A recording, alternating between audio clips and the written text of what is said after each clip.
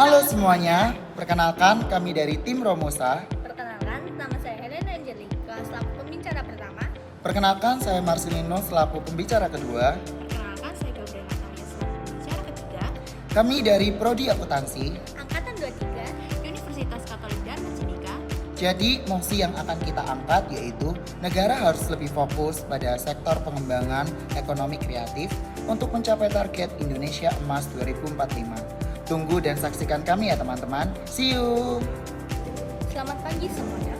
Kami dari tim Romosa ingin menyampaikan argumen kita terkait mosi negara harus lebih fokus pada perkembangan sektor ekonomi kreatif untuk mencapai target Indonesia Emas 2045. Di sini kita akan membawa argumen mengenai perkembangan ekonomi pada Indonesia. Saya, Helena Angelika, selaku pembicara pertama akan membawakan cuplikan argumen pro dan kontra dari tim kami, di mana argumen pro kami membahas tentang digital modern di zaman sekarang sangatlah menguntungkan bagi ekonomi Indonesia karena PDB global yang sangat besar.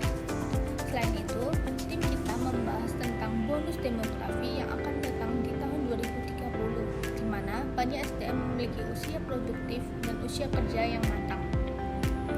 Dan argumen kontra membahas tentang di mana Indonesia mengalami krisis ekonomi dan inflasi, yang di mana inflasi mempengaruhi biaya hidup masyarakat Indonesia. Salah satunya akan terjadi kenaikan PPN pada tahun 2025 yang akan mendatang. Hal tersebut sangat mempengaruhi masyarakat menengah ke bawah. Selain itu, banyak Gen Z yang menjadi pengangguran karena kualifikasi perusahaan yang mempunyai banyak syarat, dan kebanyakan perusahaan menggunakan robot AI untuk mengerjakan pekerjaan manusia. Berikut akan disampaikan argumen pro oleh rekan saya, Marcelino. Perkenalkan saya Marcelino selaku pembicara kedua yang akan mengangkat argumen pro dengan topik perkembangan digital ekonomi. Dalam sektor ini kita membahas dua topik, yaitu yang pertama kita membahas tentang perkembangan digital ekonomi pada sektor pertanian. Perkembangan ekonomi pada sektor pertanian sangatlah marak dibahas karena dengan perkembangan tersebut sangatlah kondusif bagi Indonesia. Karena Indonesia pernah mengalami krisis ekonomi di masa pandemi yang lalu. Namun tidak dengan digital ekonomi yang Indonesia punya. Justru ekonomi digital Indonesia menjadi pilar ketahanan distribusi yang sangat besar dan kontribusinya yang sangat luar biasa karena mencapai 15,5% dari PDB global. Di tahun 2030, Indonesia diprediksikan mencapai 330 miliar US dollar. Maka sudah dinyatakan bahwa untuk membawa Indonesia mencapai generasi emas 2045 sangatlah terbukti nyata. Dan juga terkait dengan pendapatan per kapita, maka bisa mengikuti dengan seiring dengan perkembangan perekonomian di Indonesia. Maka akan bisa menjanjikan Indonesia mencapai Indonesia maju, dan apalagi dengan perkembangan Gen Z sekarang ini yang mahir dan cakap akan digital, maka akan menjadi sasaran utama untuk generasi selanjutnya. Untuk topik yang kedua, kita akan membahas tentang tak hanya itu dari sektor perkembangan ekonomi di lapangan pekerjaan, juga membahas tentang bonus demografi, yang artinya Indonesia kedapatan banyak penduduk usia produktif dan usia kerja. Nah, di mana di tahun 2030 nanti akan jadi puncak bonus demografi Indonesia. Diperkirakan ada banyak penduduk usia kerja sekitar 201 juta orang atau setara dengan 68,1%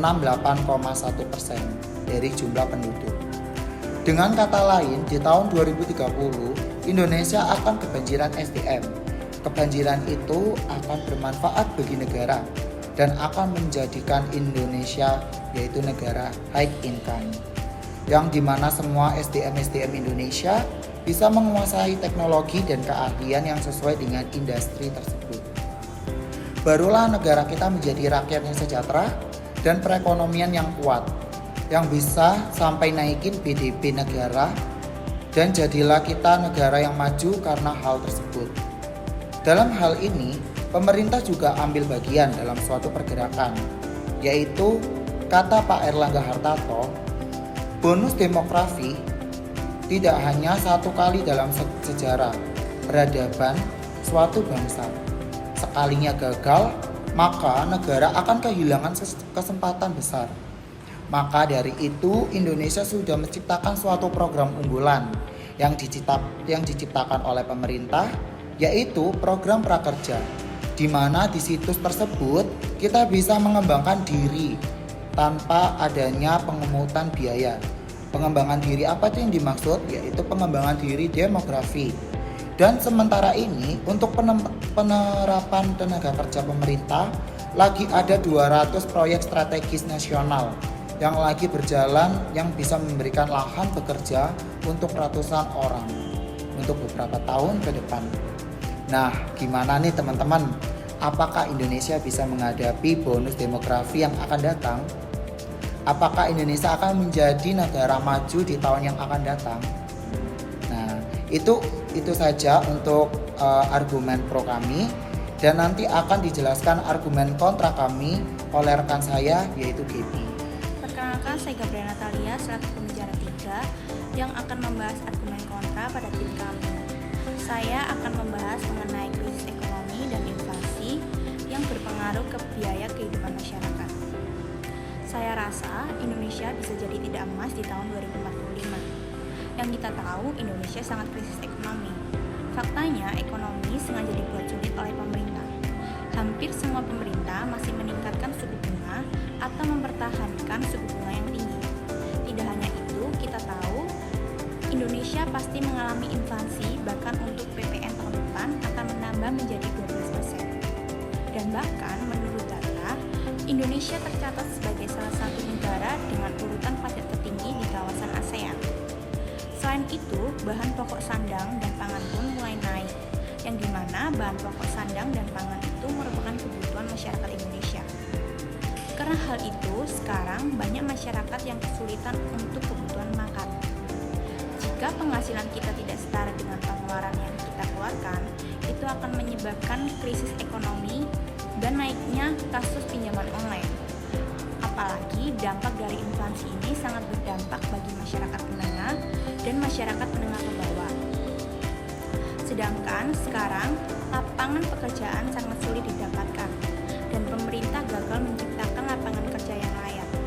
Dan menurut survei BPS, kebanyakan 9,9 juta Gen Z mengalami pengangguran yang didominasi perempuan muda sebanyak 5,73 juta dan laki-laki muda sebesar 4,17 juta. Lulusan SMK penyumbang pengangguran terbanyak. Penyebabnya adalah ketidaksesuaian antara permintaan pasar tenaga kerja dan pendidikan, serta 40% employer tidak mau mencari Gen Z sebagai karyawan mereka, dan 70% perusahaan itu hiring freeze atau pembukaan karyawan. Ditambah zaman sekarang udah canggih, di mana semua menggunakan robot AI yang akan menghilangkan 83 juta pekerja di dunia. Sebagai contoh, kafe atau restoran sudah menggunakan robot AI, yang dimana robot tersebut mengerjakan pekerjaan manusia. Hal tersebut membuat angka pengangguran semakin naik. Dari argumen yang saya paparkan, bisa saya simpulkan, kenaikan biaya sehari-hari yang tidak disamain dengan kenaikan upah yang ideal jadi salah satu pemicu krisis ekonomi. Ada selisih yang cukup jauh antara biaya kehidupan masyarakat dan upah minimum yang diterima. Hasil survei BPS, rata-rata biaya hidup bulanan di Jakarta per rumah tangga tahun 2022 mencapai 14,8 juta. Sementara upah minimum di Jakarta sebesar 4,6 juta. Akibatnya akan sulit jika di dalam rumah tangga hanya satu orang saja yang bekerja. Untuk menutupi itu, masyarakat akan terpaksa menggunakan uang tabungannya dan beberapa kasus akan terjerat pinjaman online. Supaya kita bisa dibilang negara emas 2045 dan kita dikategorikan sebagai negara maju, maka perlu diukur dengan PDB per kapita atau pendapatan per kapita. Sementara untuk mencapai ekonomi kreatif menuju generasi emas 2055, butuh PDB per kapita yang menyentuh 13.000, sedangkan PDB per kapita kita hanya mencapai 4,6 ribu. Demikian argumen kontra dari saya. Terima kasih.